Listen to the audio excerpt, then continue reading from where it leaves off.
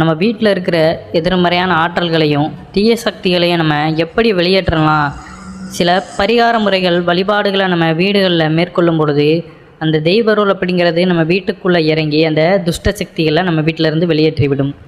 அந்த எதிர்மறையான சக்திகள் நம்ம வீட்டுக்குள்ளே இருக்கும்பொழுது பார்த்திங்கன்னா நமக்கு அடிக்கடி தேவையில்லாத கெட்ட உணர்வுகள் அப்படிங்கிறது ஏற்படும்.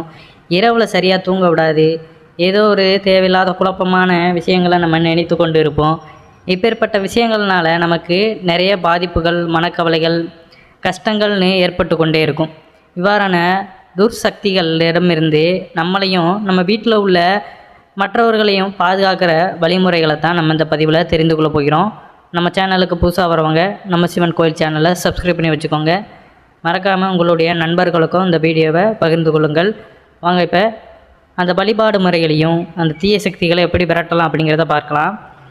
வீட்டில் இருக்கும் துஷ்ட சக்திகள், எதிர்வினை அதிர்வுகள் நம் மன நிம்மதியையும் உடல் நலத்தையும் கெடுக்க வல்லது.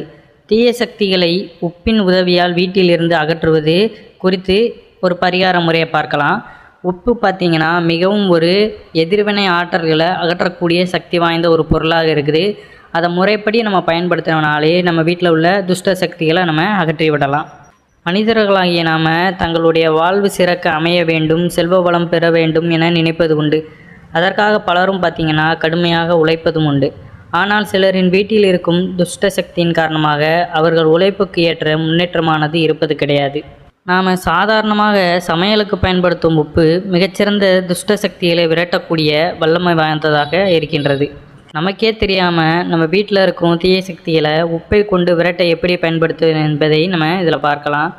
தினமும் காலையில் குளித்துவிட்டு ஒரு டம்ளரில் தண்ணீரை பிடித்து அதில் ஒரு சிட்டிகை அளவு உப்பை போட்டு பூஜை அறையில் வைத்து நன்றாக நம்ம வேண்டிக் கொள்ளணும்.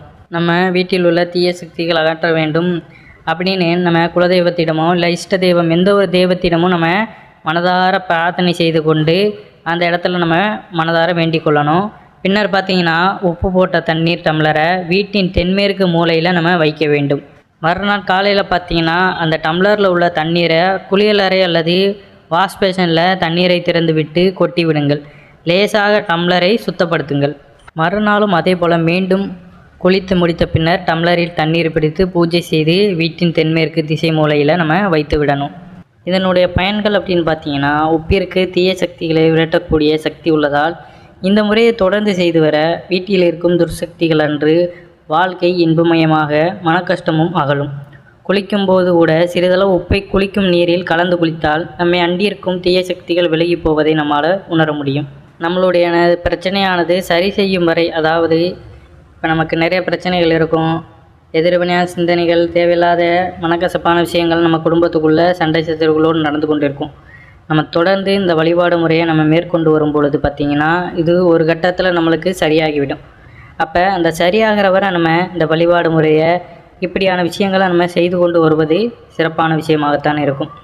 தினந்தோறுமே பிரச்சனை இருக்குதோ இல்லையோ நம்ம செய்து கொண்டே வரும்பொழுது பார்த்திங்கன்னா எப்போதுமே அந்த வீட்டிற்குள்ளே இருக்கின்ற நேர்மறையான ஆற்றல்களும் இறை சக்திகளும் நெருங்கி இருப்பதனால அது நம்மளை வீட்டுக்கு வெளியிலேருந்து வருகின்ற தீய சக்திகள் எதையுமே அண்ட விடாது அப்படிங்கிறது தான் நிதர்சனமான உண்மை.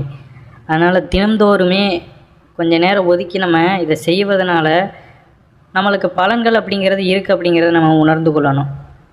ஏதோ கடமைக்குன்னு நம்ம செய்யக்கூடாது. செய்கிறத நம்ம தெளிவாக இப்போ ஒரு வேலையை செய்கிறோம்னா அந்த வேலையில் எப்படி முழு ஈடுபாடோடு செய்து அந்த பலனை பெறுகிறோமோ அதே போல் தான் நாம் செய்கின்ற அந்த ஆன்மீகம் சார்ந்த இவ்வாறான விஷயங்களிலும் நம்ம முழு நம்பிக்கையோடு செய்யும் பொழுது அதற்கான பலனானது நமக்கு கண்டிப்பாக கிடைத்தே தீரும் அப்படிங்கிறத நம்ம உறுதி செய்து கொள்ளணும். நம்பிக்கையின் காரணமாக தான் அந்த உலகமானதும் இயங்கி கொண்டு இருக்கின்றது. அந்த நம்பிக்கையின் அடிப்படையில் நாம் செய்கின்ற எந்த ஒரு செயலுக்கும் நமக்கு வெற்றியானது கிடைக்கும். எவ்வளோ பெரிய நம்மளுக்கு கழுத்தை நெருக்கின்ற கஷ்டமாக இருந்தாலும் கூட தொடர்ந்து நம்ம நம்பிக்கையோடு அந்த வாழ்க்கை முறையில் வாழ்ந்து கொண்டு இருக்கும் பொழுது அந்த கஷ்டங்கள்லாம் ஒரு கட்டத்தில் பார்த்திங்கன்னா நம்மை விட்டு காணாமல் போய்விடும். தொடர்ந்து நம்ம இறை வழிபாட்டுக்குள்ளே வெவ்வேறான விஷயங்களை ஈடுபட்டு கொண்டு தான் இருக்கிறோம். ஒவ்வொன்றுக்கு பின்னாடியும் ஒவ்வொரு காரணங்கள் இருக்குது அப்படிங்கிறத நம்ம உணர்ந்து கொள்ளணும். இப்போ ஆன்மீகத்துக்குள்ளே நம்ம இறங்குறோம், ஒவ்வொரு பரிகார முறைகளை செய்கிறோம், பூஜை புனஸ்காரங்களை ஈடுபடுறோம். அப்படிங்கிற பட்சத்தில் பார்த்திங்கன்னா நம்மளுக்கு பணத்தால் பெரிய அதாவது அந்த கஷ்டத்தில் இருந்தாலும் உடல் அளவில் பார்த்திங்கன்னா எப்பொழுதுமே ஆரோக்கியமாகத்தான் இருக்கும். ஏன்னா பணம் அதிகமாக இருக்கின்ற இடத்துல பார்த்திங்கன்னா ஆரோக்கியம் இருக்காது. இதுதான் இப்போ இருக்கின்ற மனிதர்களுடைய நிலைமையாக இருக்கும். ஏன்னா பணம் வந்துருச்சுன்னா நம்ம இறைவனை தேட மாட்டோம், இறையாற்றலை பெருக்கணும் அப்படின்னு நினைக்க மாட்டோம். அந்த பணத்தின் மூலமாக வாழ்க்கையை பெருக்குவதற்கான வழிகளை மட்டும்தான் நம்ம ஆராய்ந்து கொண்டு இருப்போம். அப்போ நம்மளுக்கு தெரியாமலேயே நம்மை சுற்றி நிறைய பேர் நம்மிடம் அந்த எதிர்மறையான சிந்தனைகளோடு பார்ப்பாங்க. அந்த கண் திருஷ்டிகள் இப்படின்னு பலவாறான விஷயங்கள் நம்மை வந்து தாக்கும். அப்போ இதெல்லாம் ஒரு கட்டத்தில் நம்ம பொருட்படுத்தாமல் வாழ்க்கையில் நமக்கு இந்த பணம் தேவை, அதை வைத்து நம்ம நிறைய தேவைகளை பூர்த்தி செய்யணும் அப்படிங்கிற ஒரு பட்சத்திலே நம்ம வாழ்ந்துக்கிட்டு இருக்கோம்னா அது பூராமே நமக்கு துன்பத்தில் தான் போய் முடியும். அதனால் அது மட்டுமே வாழ்க்கை கிடையாது. அதையும் தாண்டி நம்மளுடைய உடலையும் மனமையும் ஆரோக்கியமாக வைத்துக்கொள்வதற்கான வழிபாடு முறைகளும் இறை நம்பிக்கையும் நமக்கு தேவை அப்படிங்கிறத நம்ம உணர்ந்து கொள்ளணும். இறைவனே இல்லைன்னு சொல்லிட்டு நம்ம வாழ்ந்தாலும் ஒரு கட்டத்தில் இறைவனை நம்பி நம்ம சரணடைந்தால் மட்டும்தான் வாழ்க்கையானது நமக்கு முழுவதுமாக நன்மையாக முடியும் அப்படிங்கிறத நம்ம உணர்ந்து கொள்ளணும் அப்படிங்கிறது தான் உண்மையான கருத்து. இப்போ வீட்டுக்குள்ளேயும் சரி, நம்ம போகின்ற வெளியிடங்களையும் சரி, அங்கே உள்ள சூழ்நிலைகள் எப்படி இருக்குதோ அதற்கேற்றவாறு நம்மளுடைய உடலும் மனதும் பக்குவப்படுத்தும் வகையில் தான் இந்த வழிபாடு முறைகள் நமக்கு அமைந்திருக்கிறது அப்படிங்கிறத உணர்ந்து கொள்ளுங்கள். பெரும்பாலும் பார்த்திங்கன்னா சில அமானுஷ்யமான விஷயங்கள் கூட நம்ம வீடுகளில் அடிக்கடி நடக்கும்.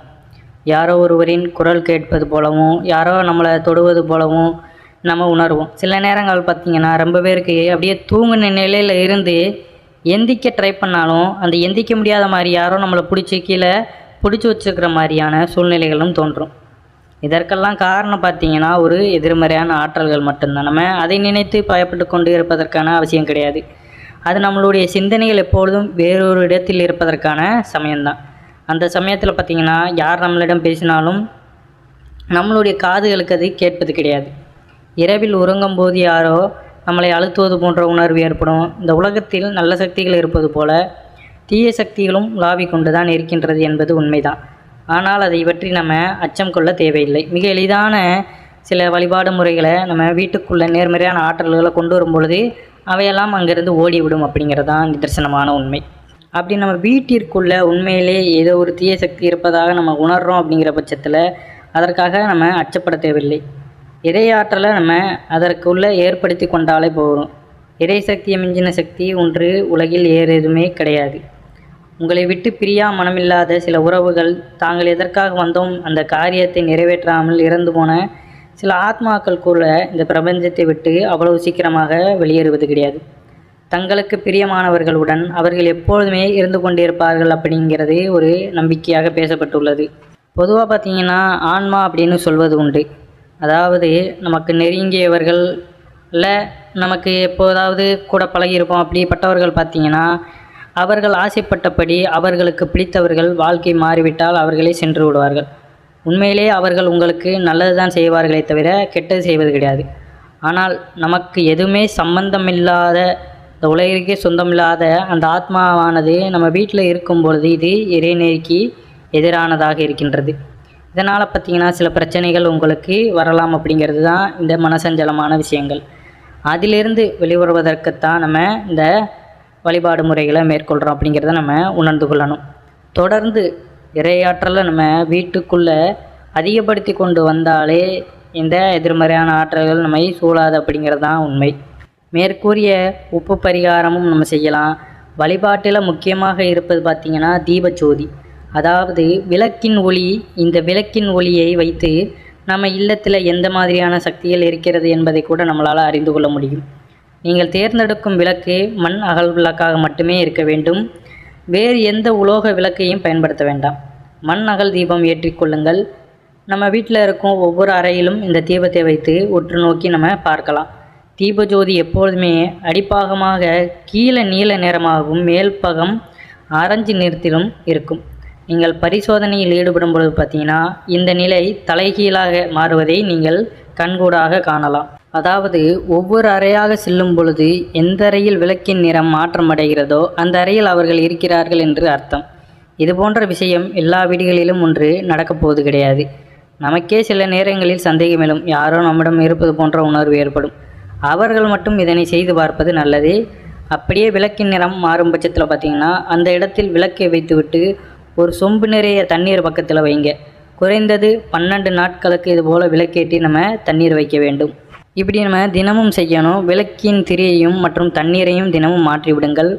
ஒவ்வொரு நாளும் நீங்கள் தண்ணீரை வைத்து சோதனை செய்து பார்க்கும் பொழுது நிச்சயம் சிறிதளவாவது தண்ணீரோட அளவானது குறைந்து போயிருக்கும். நல்ல சக்தியோ அல்லது தீய சக்தியோ எதுவாக இருந்தாலும் அவை பஞ்சபூதங்களில் ஒன்றாக கலப்பது தான் நமக்கு நல்லதாக இருக்கும்.